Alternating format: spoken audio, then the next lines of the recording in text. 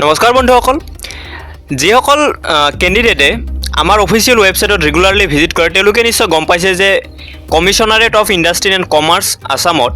131টা নতুন ভেকেন্সি ওলাইছে আৰু ইয়াতে গ্ৰেজুৱেট সকলৰ কাৰণেও পোষ্ট আছে সো আজি আমি এই ভিডিঅ'টোত আলোচনা কৰিম কেনেদৰে আপুনি অনলাইন এপ্লাই কৰিব পাৰে ষ্টেপ বাই ষ্টেপ আপোনালোকক দেখুৱাই দিম অনলাইন এপ্লাই কৰি আৰু ফুল স্টেপ বাই স্টেপ প্ৰসেসটো আপোনালোকক দেখুৱাম আৰু যদি আপোনালোকে ৰিক্ৰুটমেণ্ট নোটিছটোৰ বিষয়ে ডিটেইলছত জানিব খোজে আপোনালোকে ডেসক্ৰিপচনৰ পৰা এইটো পেজত আহিব পাৰে য'ত আমি গোটেইখিনি ডিটেইলছ খুব বিতংভাৱে আলোচনা কৰিছোঁ আৰু ইয়াতে আমি অনলাইন এপ্লিকেশ্যন কৰা ষ্টেপখিনি লিখিও দিছোঁ আৰু তথাপিও যদি আপোনালোকৰ অসুবিধা হয় সেইকাৰণে আমি এই ভিডিঅ'টো বনাই আছোঁ so friends let's start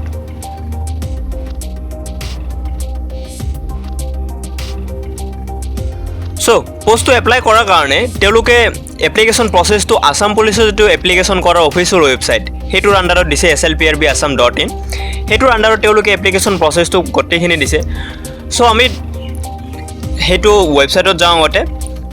so আমি ইয়াতে টাইপ কৰিছোঁ slprbassam.in আৰু দেখা হৈছে আমি slprb অফিচিয়েল ৱেবছাইটত আহি গৈছোঁ আৰু ইয়াতে 2 নম্বৰ যেটো অপচন দেখা হৈছে তাতে আপুনি ক্লিক কৰিব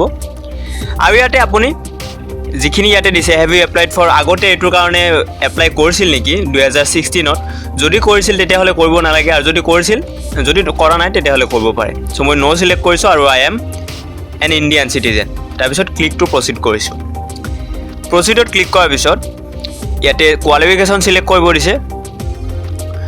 সো মই কোৱালিফিকেশন সিলেক্ট কৰিছো ইয়াতে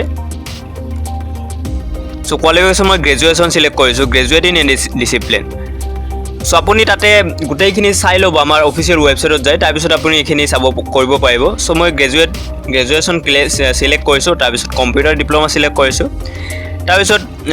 ইণ্ডাষ্ট্ৰিয়েল মেনেজমেন্টত প্ৰফিচিয়েন্সি আছে নে নাই হেতু নো কৰিছো তাৰ পিছত ষ্টেটিষ্টিক নাইবা ইকনমিক্সত গ্ৰেজুৱেচন হয় নে নহয় হেতু নো কৰিছো এমএক্স এক্সেল এবিলাকত হয় নে নহয় হেতু ইয়েস কৰিব পাৰিলো হয় কিন্তু নো কৰিছো এই কাৰণে এটো ইয়েস কৰিব নোৱাৰিলো আৰু এটো আইটিআই কোনো আপোনাৰ ট্ৰেড আছে যদি হেতু কৰিব পাৰে সো মই নো সিলেক্ট কৰিছো আৰু প্ৰসিড কৰিছো প্ৰসিড কৰাৰ পিছত আপুনি এটো পেজত আহি যাব য'ত আপুনি নিজৰ মোবাইল নম্বৰটো টাইপ কৰিব লাগিব আৰু মোবাইল নম্বৰটো টাইপ কৰাৰ পিছত আপুনি ক্যাটাগৰী সিলেক্ট কৰিব তাৰ পিছত এমপ্লয়মেন্ট এক্সচেঞ্জ নম্বৰ সো মই এমপ্লয়মেন্ট এক্সচেঞ্জ নম্বৰটো টাইপ কৰিছো আৰু ইয়াতে আপুনি ক্যাপচাটো টাইপ কৰি প্ৰসিডত ক্লিক কৰি দিব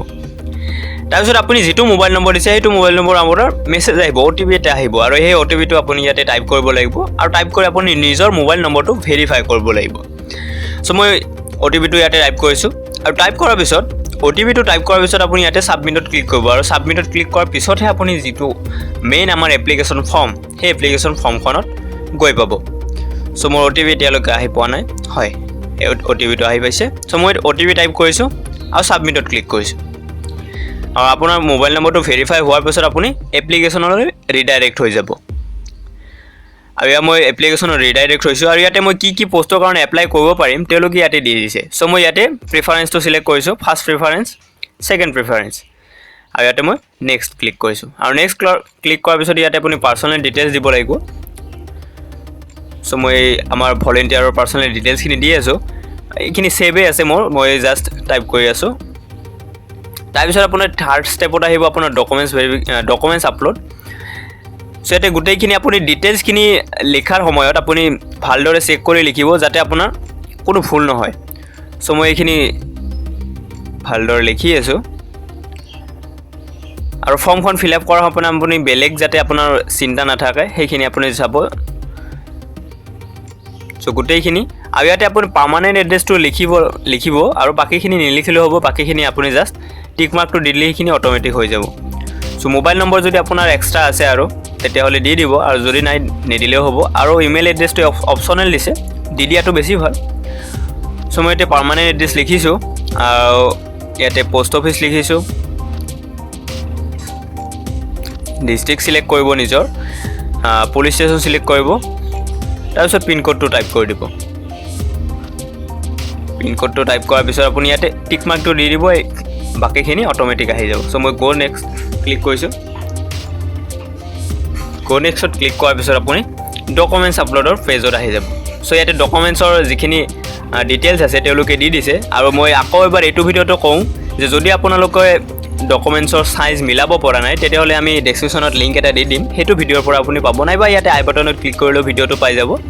য'ত আপুনি কোনো এপ ডাউনলোড কৰিব নালাগে আপুনি নৰ্মেলি এনেও নিজৰ সেইটো ৱেবছাইটৰ জৰিয়তে আপুনি যিকোনো সাইজত আপুনি আপোনাৰ ডকুমেণ্টছখিনি মিলাব পাৰিব সো গোটেইখিনি চেক কৰাৰ পিছত আপুনি দুবাৰ তিনিবাৰকৈ চেক কৰক যদি এতিয়ালৈকে কোনোবা ভুল দেখা হৈছে আপুনি তেতিয়াহ'লে আপুনি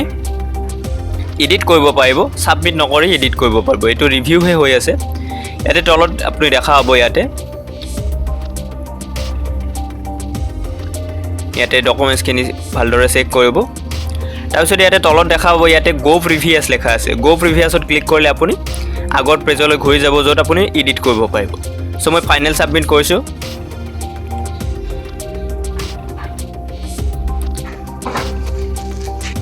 ফাইনেল সাবমিট কৰাৰ পিছত আপুনি ইয়াতে এটা পপ আপ আহিব য'ত আপোনাৰ পাৰমিশ্যন খুজিব সো পাৰমিশ্যনটো আপুনি অ'কে কৰি দিয়াৰ পিছত আপোনাৰ ফৰ্মখন সাবমিট হৈ গ'ল আৰু আপুনি ইয়াতে নিজৰ এপ্লিকেশ্যন ফৰ্মখন যিখন আপুনি ডাউনলোড কৰিব লাগিব প্ৰিণ্ট কৰিব লাগিব সেইখন আহি যাব সো মই ডাউনলোড কৰা নাই সো এনেদৰে আপুনি নিজৰ ফৰ্মখন ফিল আপ কৰিব পাৰে আৰু নিজৰ বন্ধুবৰ্গৰ লগত ভিডিঅ'টো শ্বেয়াৰ কৰক যাতে তেওঁলোকে নিজৰ ফৰ্মবিলাক ফিল আপ কৰিব পাৰে যিহেতু এতিয়ালৈকে আমাৰ লকডাউন অলপ চলি আছে সো যাতে আপুনি বাহিৰলৈ যাব নালাগে আপোনাৰ কোনো অসুবিধা নহয় আৰু আপুনি মোবাইলৰ জৰিয়তে ফৰ্মখন ফিল আপ কৰিব পাৰে আৰু এনেকুৱা নিউজবিলাক যদি আপুনি পাই থাকিব বিচাৰে তেতিয়াহ'লে আমাৰ চেনেলটো ছাবস্ক্ৰাইব কৰি লওক আৰু যদি আপুনি ভিডিঅ'টো ভাল লাগিছে আপোনাৰ তেতিয়াহ'লে লাইক কৰক আৰু নিজৰ বন্ধুবৰ্গৰ লগতো শ্বেয়াৰ কৰিবই আপোনালোকৰ ওপৰত মোৰ বিশ্বাস আছে সো ফ্ৰেণ্ডছ থ্যাংকছ ফৰ ৱাচিং